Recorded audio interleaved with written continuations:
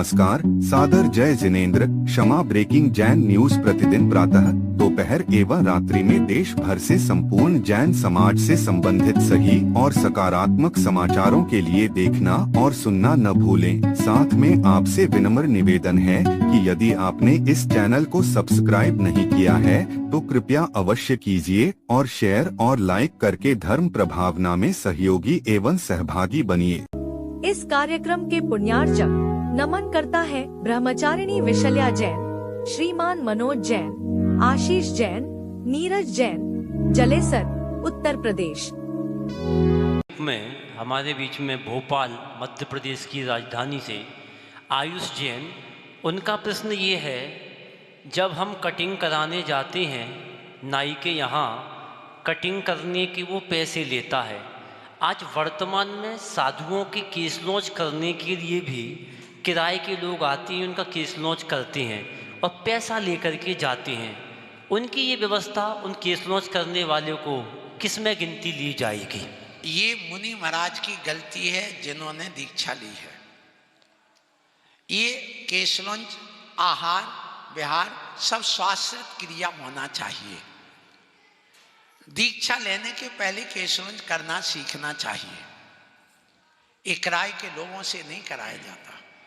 यदि संघ के कोई हेल्प कर दें तो बात अलग है, या वो स्वयं करे, भले 10 घंटा लग जाए। मैं प्रमाण सागर जी महाराज मुनिश्री हैं, आपने सुना है, जानते हैं आप लोग। उनका एक उदाहरण देना चाहूँगा। जब वो ब्रह्मचारी बने और क्षुल्लक दीक्षा होने वाली थी, उसके पहले उनको आचार्य महाराज ने कहा कि आपको ब्रह्मचारी बनना, पहले केस लॉन्च करिए। 18 घंटे लगे, कोई को हाथ नहीं लगाने दिया आचार्य श्री ने। 18 घंटे लगे, तड़प तड़प के। कितने 20 साल की तो उम्र, 18-20 साल की उम्र। अब बाल एकदम पक्के और घने, पक्के हो बहुत घने थे। तो अब उनको रो रो करके 18 घंटे में कर पाए, ना भोजन किया ना कुछ किया। लेकिन आचार्य श्री ने हाथ नहीं लगाने दिया कि तुम्हारी ये परीक्षा है, तो ये भेद विज्ञान की परीक्षा है।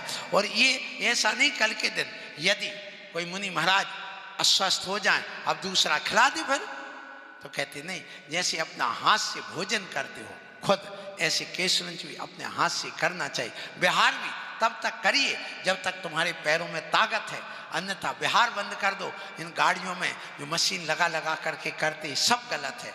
इसलिए जो मुनि महाराज केस लॉन्च करवाते हैं, किराए के लोगों को बोला, ये पूरा दोष उनको परिग्रह का लगता है, उनके महाव्रत में दोष आता है, इसलिए नहीं कराना चाहिए। यदि वो पैसा लेता, उसमें उसका दोष नहीं। क्यों? वो आएगा जाएगा, अपनी दुकानदारी छोड़ करके जाएगा, तो वो तो ले गई, क्योंकि उसका भी तो बच्चे, बीवी बच्चे हैं, वो घर कैसे चलाएगा?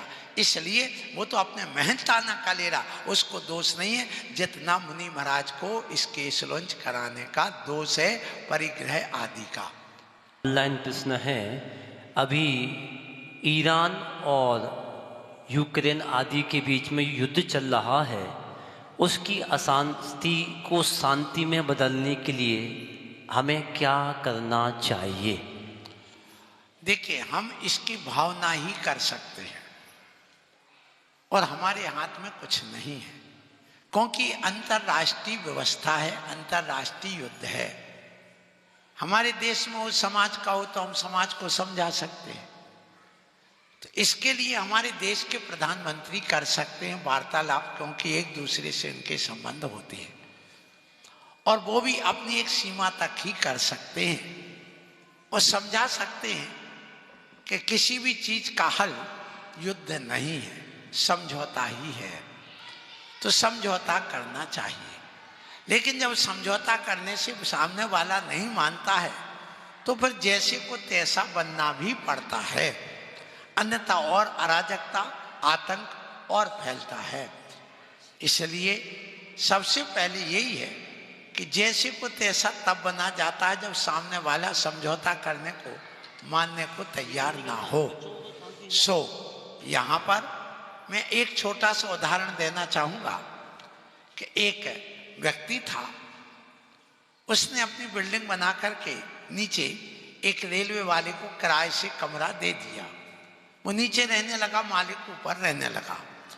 अब वो रेल से कोयला लाता, वो ईंधन के रूप में और जलाता तो उससे बहुत धुआं होता, तो उसको उठना बैठना पढ़ना लिखना असंभव हो गया और घर उसका पूरा काला हो गया। तो वो कहता भैया देखो ये तुम जो कर रहे हो ये ठीक नहीं है, सिगड़ी रोड पे जला लिया करे, जब सुलग जाए धुआं निकल जाए तो उसको अंदर रखो।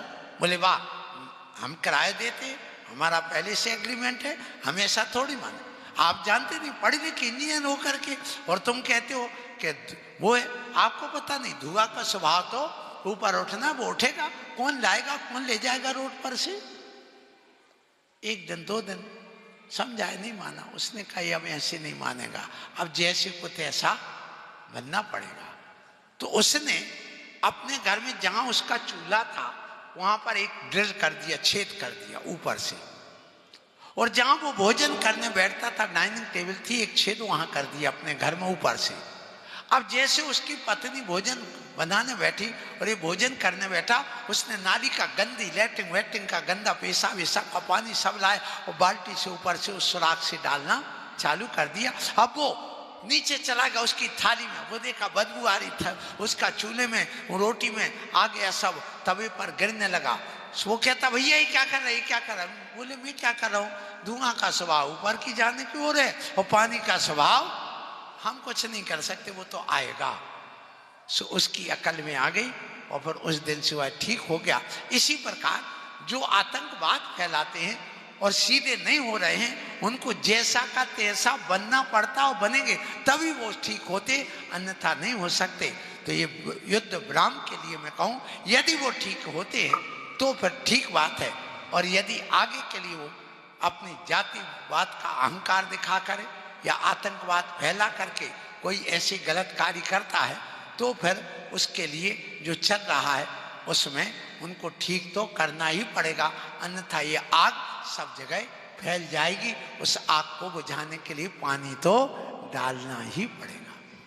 क्षमा breaking Jain news YouTube channel पर विज्ञापन देकर धर्म प्रभावना में बने सहभागी। विज्ञापन देने हेतु संपर्क कीजिए मोबाइल नंबर 9026900740 एवं समाचार एवं वीडियो भेजने हेतु व्हाट्सएप नंबर 9335236222। क्षमा breaking Jain news YouTube channel देखने के लिए आपको बहुत बहुत धन्यवाद। सादर प्रणाम, सादर जय जिनेंद्र।